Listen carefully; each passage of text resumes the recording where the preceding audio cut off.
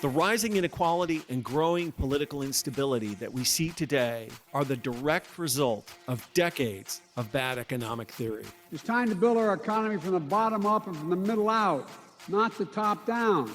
Middle out economics is the answer. Because Wall Street didn't build this country. Great middle class built this country. The more the middle class thrives, the better the economy is for everyone, even rich people like me.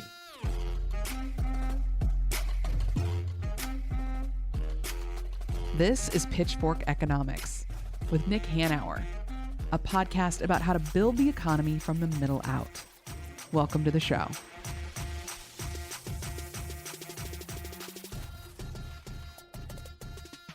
Paul. Hello, how are you? I'm great. I'm sure you've seen it. I know you've seen it because we're in the same text threads. The cover of The Economist, of all places today, they have a special report on America's economy, and the title, the headline on the cover is "The Envy of the World."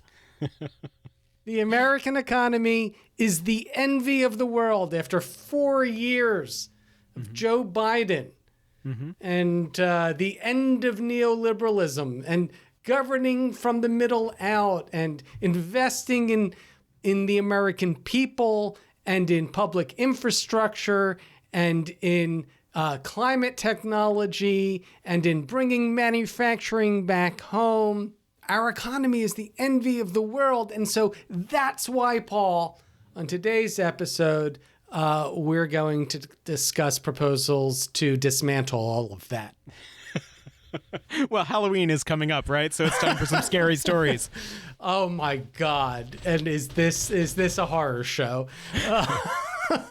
Today. We should release this on Halloween. It would be the scariest episode of the season. This is the episode in which we talk in detail about what Republicans are promising to do, and not just the Heritage Foundation's Project 2025, which Trump now disclaims, even though it was written by all these Trump people explicitly in advance of a new Trump administration, but also the House Budget Committee controlled by Republicans and the Republican Study Commission. They have proposed budgets. We're going to go through the Republican agenda. This is what they're promising. And you like any of it, Paul? I am not a fan of Project 2025 or the other policies. I mean, this is one of those things that when I first heard about it, I just couldn't believe that they put it in writing, and that in fact, the Heritage Foundation was so aggressively promoting it. Right. That's the shocker, that they thought this was a winner. They had books coming out that J.D. Vance wrote the foreword for, or the introduction. And they went on a speaking tour. They were kind of like applauding themselves before they crossed the finish line. It's a very bizarre way for a behind-the-scenes supposed policy organization to act, I think. You gotta admire the confidence of sociopaths, Paul. It is a marvel to behold. But, hearing you talk, I don't think now that I can trust you to give an unbiased description of it. So fortunately, we have a guest who has looked into it in detail. Peggy Bailey is the Executive Vice President of Policy and Program Development at the Center on Budget and Policy Priorities. She previously served in the Biden-Harris administration as the Senior Advisor on Rental Assistance, and she's also served as the Director of Health and Housing Integration for the Corporation for Supportive Housing, where she focused on Medicaid expansion and finding sustainable funding sources for services that people with histories of homelessness and chronic health conditions need to maintain their housing. And she has gone through these proposals line by line and produced a detailed report of what it would cost, not just in dollars, which is immense, because as you know, it's a lot of tax cuts for the rich and corporations, but also the human cost on the American people and the American economy. I respect her bravery for going through every page of these things. It seems like if I were to do that, I would wind up like a character in an H.P. Lovecraft story who gazed into the abyss and life became an eternal nightmare afterwards. So I'm really curious to hear what she has to say. Well, let's talk to Peggy. Hi, I'm Peggy Bailey. I'm the Executive Vice President for Policy and Program Development at the Center on Budget and Policy Priorities. That means that I oversee, alongside our President and CEO, Sharon Parrott, our policy agenda, both our federal policy work and the work that we do at the state level, trying to help advocates influence state policy, whether it's around budget and tax, but also increasingly in the same areas that we work on federal work: housing, healthcare, food assistance, immigration work, and of course, budget and tax policy. Recently, you took a bullet for the rest of us in that you're not just looking at the type of policy that you want to do, but you actually went through the Republican proposals, including the Heritage Foundation's infamous Project 2025. If you could just, broadly describe what the Republican agenda would be if they had complete control. Sure. So, right. It's in addition to making sure we're for things, we need to make sure to point out the things that people really need to fight against, especially those of us who are interested in helping people with the lowest incomes be able to live lives that are not just stable, but to be able to thrive. And so the overriding thing to understand is exactly where you are headed. That Project 2025 is part of a suite of Republican proposals that all have the same themes, have the same policies, and are moving in a direction that really benefits the wealthy and wealthy corporations and shifts a lot of the burden to low and middle income families. Big picture, there are a few ways that we've kind of organized the elements of Project 2025. The first thing to know is that these proposals would cut benefits that people have right now and benefits that they rely on, whether it's cutting access to health insurance, cutting access to food, housing, blocking people who are immigrants from being able to come to this country and live the American dream. There are ways that that the proposals would seriously undermine people's ability to keep benefits that they already have. The second thing that these proposals would do is shift costs from the federal government to states' governments. We know that when the federal government doesn't live up to its responsibilities, it's states and localities that then bear the burden. One example of this is in the homelessness space, where the federal government doesn't provide universal rental assistance, and therefore many people are living on the streets because they can't afford a place to live. And it's states and localities that are trying to address that problem when the federal government really does need to step up to put its resources behind that problem. The third thing that it would do is shift the tax burden from wealthy corporations and wealthy people to middle and low income people by continuing and making deeper the tax cuts to the wealthy that were included in the 2017 tax bill, while not providing any positive tax relief to low and middle income families.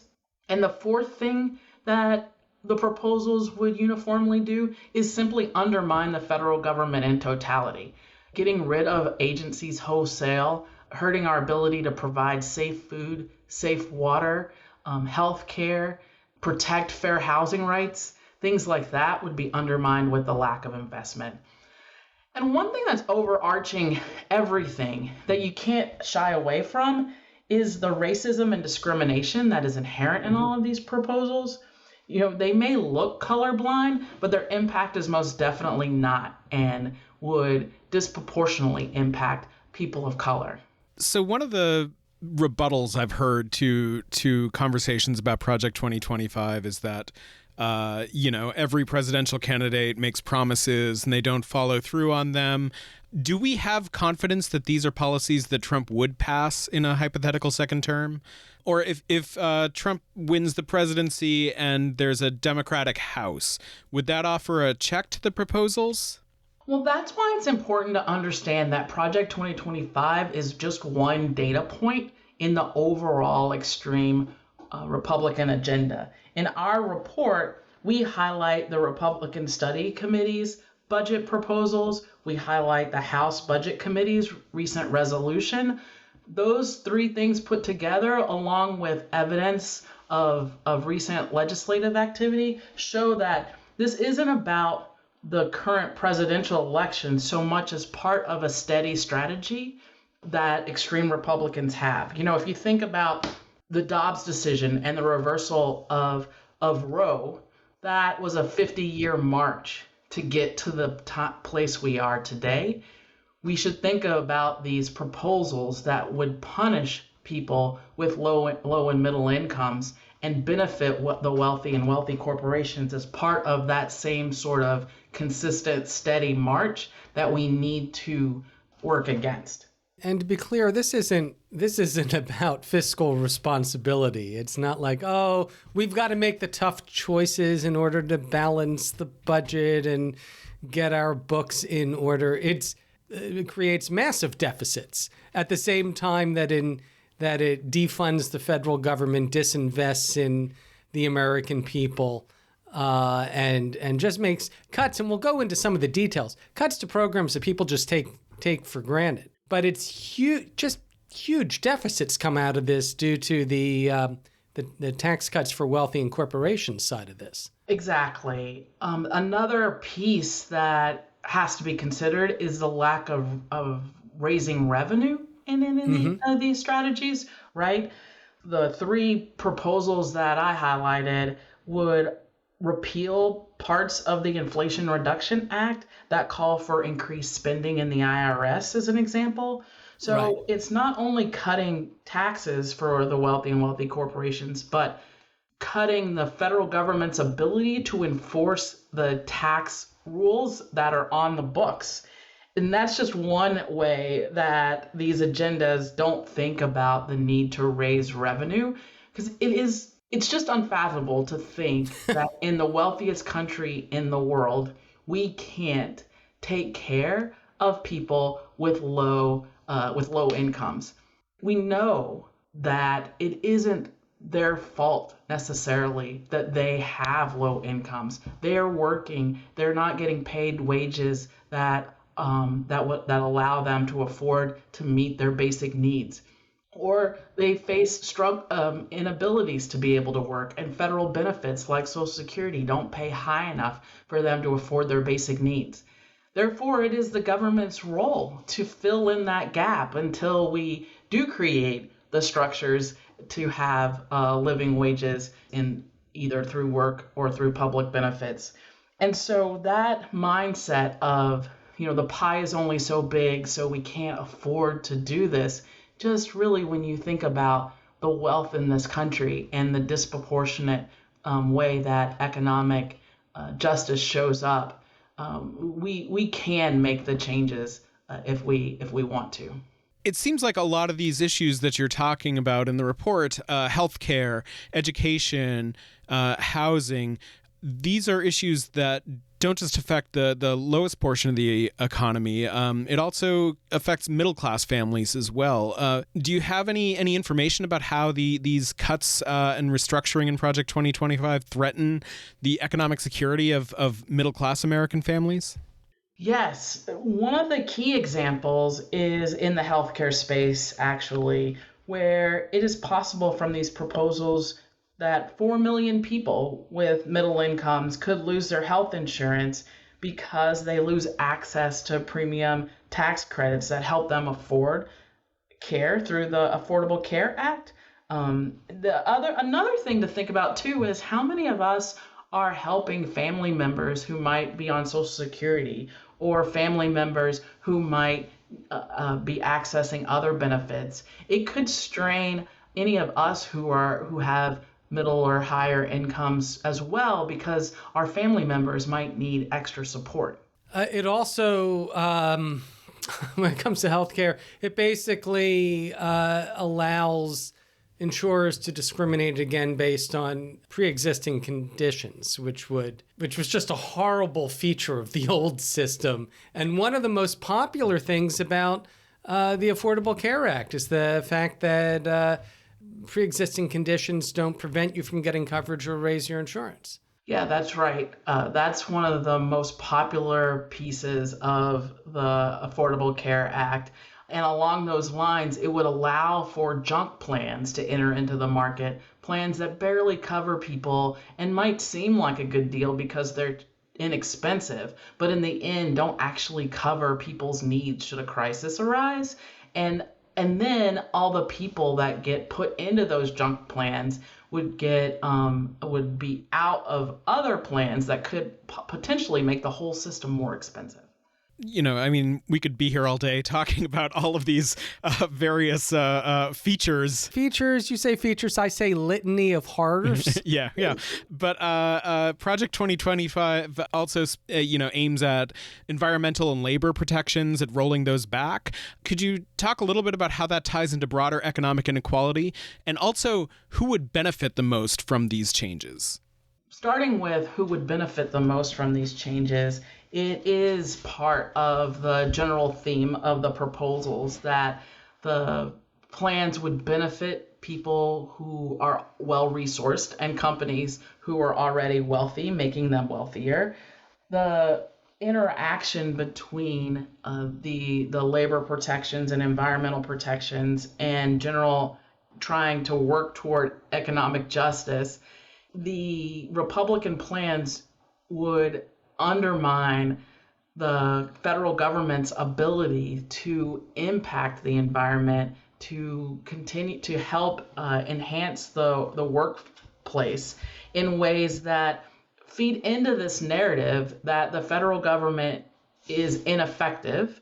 And then, so then we're going to cut funding and undermine it, which then keeps this loop going of around the overall narrative of the federal government being ineffective, rather than investing in climate and labor protections. In climate in particular, we can see already the impact of the Inflation Reduction Act and the historic investments in climate and environmental protection policies that are already having an impact on the overall economy.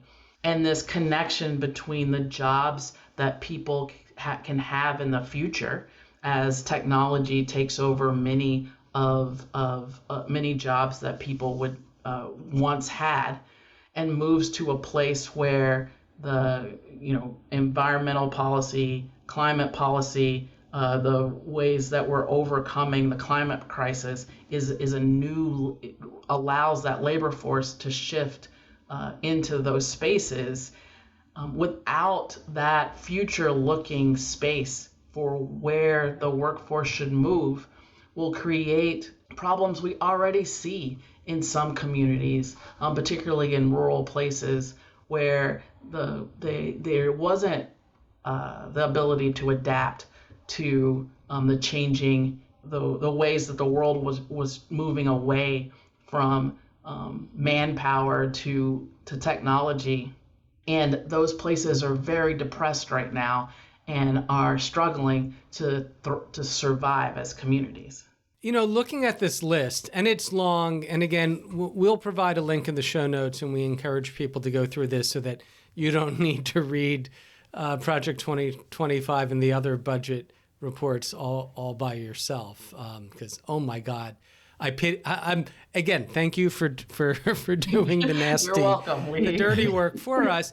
But you look at this team on that one. Yeah.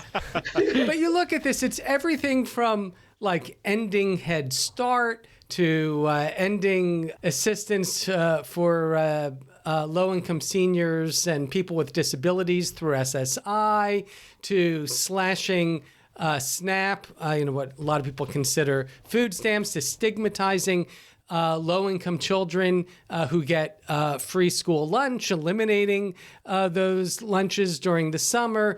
What we talked about with healthcare, eliminating, I think it was 17 million people would be cut from Medicaid. And it goes on and on and on. And it's clearly selfish, mean-spirited, racist. But I'm curious, do you see a coherent economic philosophy behind this? Because it's obvious that the House Budget Committee, it's the RSC, the Republican Study Committee. What does that stand for? Mm-hmm. The Republican Study Committee. Mm-hmm. The Republican Study Committee and Project 2025, they are largely going in the same direction. Each of them has their own little specifics that might differ a little bit, but it's definitely part of a unified program. Is there an economic philosophy that runs through this? Are they explaining why this might be a good thing to do for the country? Or is the point of it just to be cruel? I definitely can't speak to them and their overriding theory of the case, but the way that it resonates with me is the cruelty part, is the idea that we have to punish people for not having enough money to meet their basic needs. It is the idea that we just don't have to take care of each other. And it's an underwriting theme that capitalism solves all problems by itself, and that free markets are the way to solve all of the country's problems. When we know that that's not the case, and for people to be able to meet their basic needs, whether it's housing or healthcare, there is a need for the federal government to play a role to shore things up for people, because healthcare and housing and access to food are basic human rights that everyone needs in order to live stable, solid lives and have a foundation for thriving. The other piece is that it is inherent in the system that there are going to be some people who have less than, through no fault of their own. And some of it is circumstances that are pre-described. It is not fair that your zip code can dictate how your health and have me be able to predict, some of the worst outcomes are likely for you.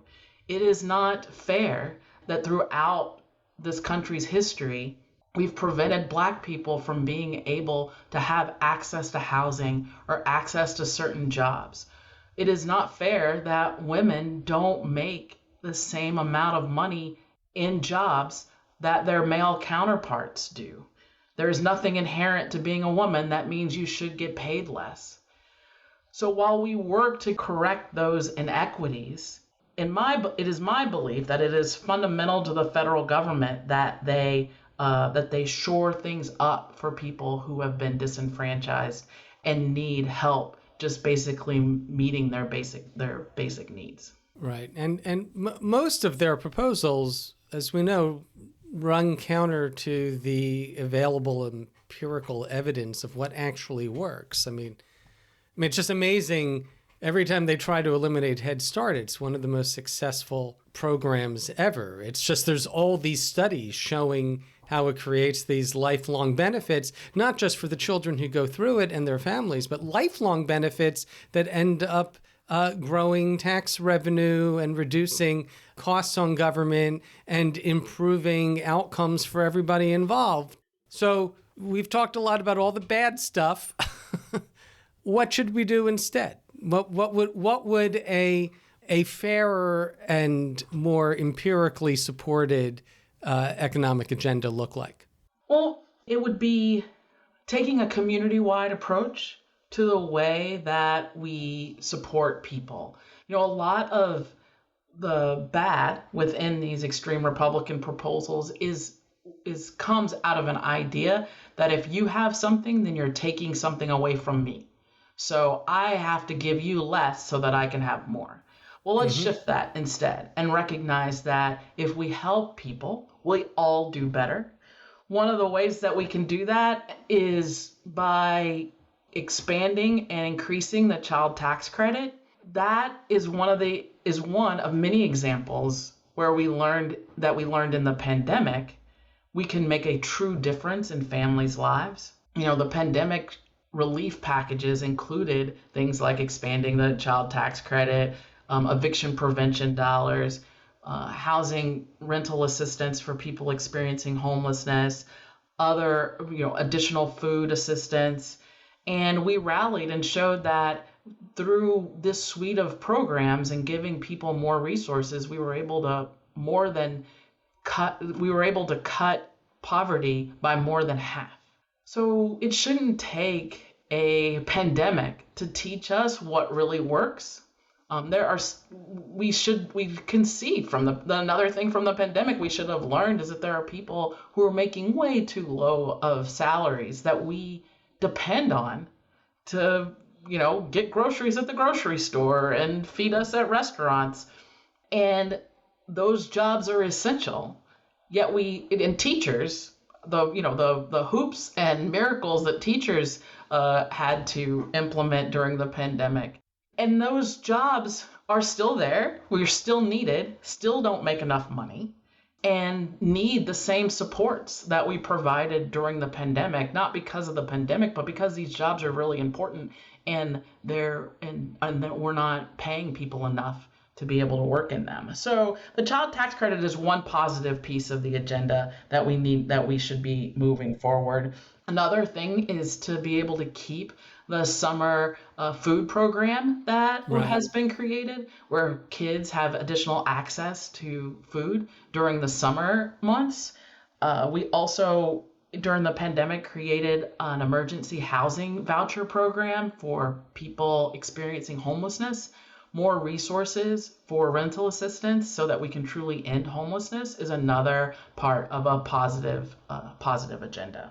Right, and that's one of the big distinctions between I don't want to get into a political conversation here, but between the two competing sets of proposals, obviously expanding the child tax credit is a feature of Harris's economic plan, whereas dramatically cutting support for the earned income tax credit and the child tax credit. Again, two programs that are shown to be really efficient and effective. That seems to be throughout all the Republican proposals. We usually ask something we call the benevolent dictator question, which is, if you had ultimate power, what would you do? But I think in terms of the subject matter today, we might flip that and do a malevolent dictator question, which is what kind of policies would you propose to prevent a future presidential administration from enacting a plan that would tear down government the way Project 2025 would? Are there any policies you'd recommend to ensure that some future president doesn't try to turn into a dictator? Can we Project 2025 proof our government? That's a hypothetical. Right, yes. Yeah. Paul, you're not thinking of anybody in particular. Of course not. Certainly not. Okay.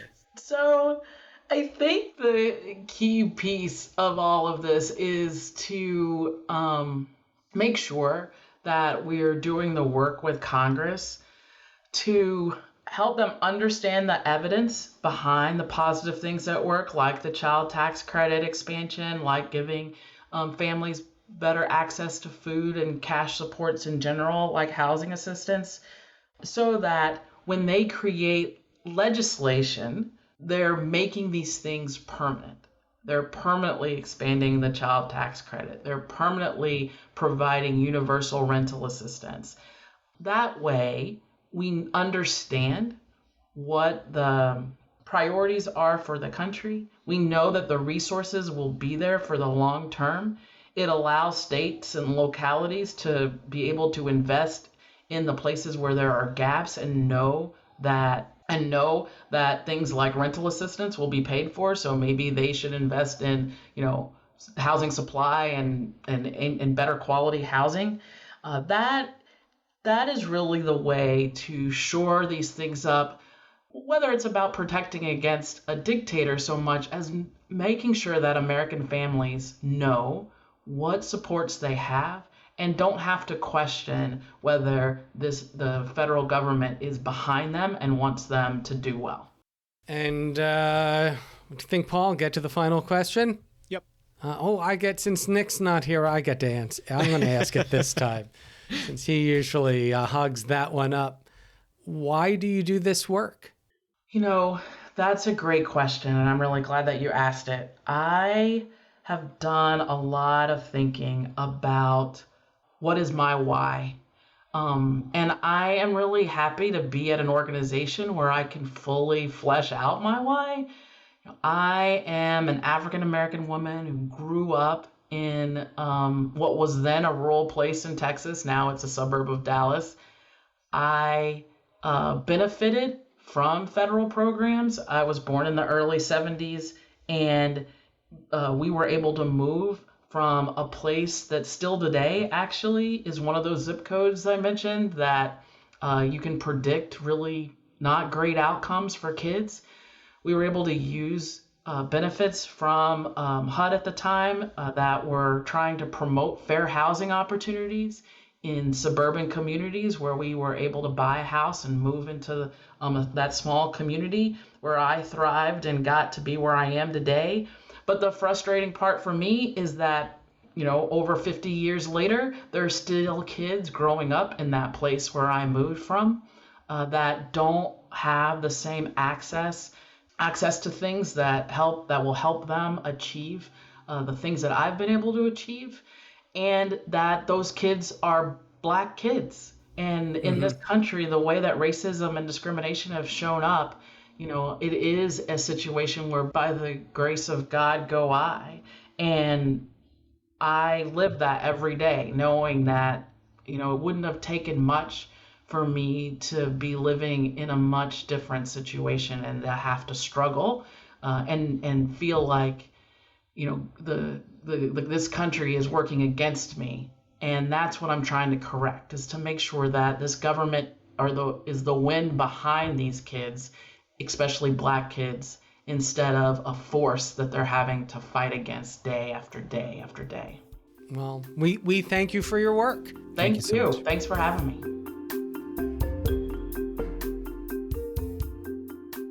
My main takeaway from this, Paul, I think is the one, it was Peggy's as well, as just the utter cruelty of these proposals. There's no economic justification for it. I guess it's the trickle-down stuff, that the way you grow the economy is just to cut taxes on the rich and on corporations and to deregulate everything and let the invisible hand of the market have its way and we'll all benefit. But it's like, oh my God, it even gets to the point where they want to totally defund Amtrak.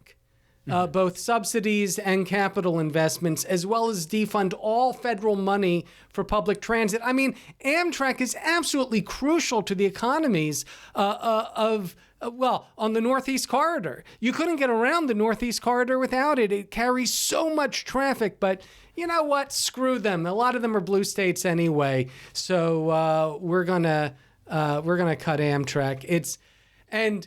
Just the cutting SNAP and school lunches and the summer lunches and housing assistance. And the big thing is tying these programs to proving that you've got work when you need them most. It's like saying, well, we're going to tie unemployment benefits to work. If you're not working, you shouldn't be getting unemployment benefits. You shouldn't get housing assistance. You shouldn't get SNAP. Your kids shouldn't get school lunch, because it's a moral hazard and all that, Paul. It's amazing. Well, yes. Maybe at some point when we're off mic, you can tell me how you really feel about this, Goldy. But I think that it's important to remember that this will also make a small handful of people phenomenally rich, like richer than we have seen. We already have people who are disgustingly rich, but this would elevate a whole new class of robber baron, I think, by basically taking us back to a pre-New Deal America, back to the 1900s. I guess you could say for really rich people, we would be making America great again. Right. And that's why one of their pet projects, of course, and people need to understand this, the cutting funding for the IRS. Why do you do that? Because it's actually really difficult and expensive to investigate wealthy tax cheats. It's basically like saying, you got money, don't need to worry about it. IRS can't investigate you because we've cut their funding. It is so naked and transparent in what this is about. It's I don't know, an economic coup. It is basically a plutocratic takeover of this country, as if they don't already have outsized power. But what little tax they pay and what little support we provide to the American people, to working people, to the disadvantaged, to the middle class. No, we got to eliminate all that and increase the budget deficit by trillions of dollars over the next 10 years. I think it was it Penn Wharton said that Trump's proposals would increase the national debt by $7.5 trillion. Trillion dollars. And in doing that, it's not like you're like giving people money. No, you're taking it away. It's amazing. And again, we talk a lot about economic theory and economic policy on this podcast.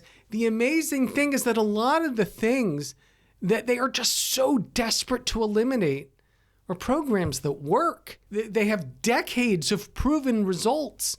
There's no programs that have proven to lift more children out of poverty than the child tax credit and the earned income tax credit. And so, of course, we need to get rid of that. We've seen the tens of millions of people who have been added to the healthcare rolls under the Affordable Care Act. So we need to undermine that. We've seen the results of the Inflation Reduction Act and the Chips and Science Act actually creating, bringing manufacturing back home and creating good jobs. So we need to get rid of that. Again, we mentioned it, Head Start. There's almost no program that's more studied than Head Start. Head Start is the model for high quality early learning. And every study shows that it creates lifelong benefits, not just to the children, but to their communities. Better outcomes in nearly every category you can think of. And so you have to get rid of that. Well, Goldie, the good news, not to be Pollyanna here, but the good news is that the more the American people hear about this, the less they like it. And so I think it's really important to get the word out about Project 2025 and some of these other plans. I'm gonna throw in something here that just came out this week that I really enjoyed. It is a comic book that was put together for free by volunteer comic artists and comic writers. You can download it for free at stopproject2025comic.org. And it's some of my favorite comic creators, I'm a comic guy, putting together comics explaining what the policies in Project 2025 are. It's a really accessible, fun way to learn about this, and it's free. And I have already sent it to some people I know who are not especially politically oriented, and it's gotten a great response with it so far. So This is another way, not everybody listens to economics podcasts. Really? Unfortunately, we're still working on it. I thought this was the way you actually served the masses was through an economics podcast. I thought I was reaching, the kitchen table. Yeah, well, it's an important first step, but I'll throw that in the show notes too. I think it's a really important resource, and it's an interesting way to communicate about issues like this. And we'll provide a link to that comic book in the show notes, along with a link to Peggy's report. And one final takeaway, Paul, and I just have to point this out, and I don't have the polling in front of me, but one standout thing about this is how immensely unpopular these proposals are. I've seen polling on many of these in the past. I don't have the numbers in front of me right now, but you could step through this. This is a very unpopular policy agenda. And when you have one of the two major parties with an economic policy agenda that is broadly despised, plank that is after horrifying plank to the after population. plank, right? Like, this is not something that the American people are asking for. Right. It's just not. It tells you how broken that party is and how broken our democracy is, that they can run on everything that they run on are things that nobody wants. It's stunning. It is just Oh my God! So happy Halloween, everybody. Yeah, what are you going on? What are you going as for Halloween, Goldie? I'm going as a. I think I have an idea. Yeah? I think I'm gonna get you one of those silk boxing robes, and on the back it'll say "the envy of the world," and you can go as Biden's economy. I'm going to go as Bidenomics. That's great. I like that. I will go as Bidenomics. Again, links in the show notes. And of course, we always appreciate it if you subscribe, leave a review, give us a good rating wherever you get your podcasts.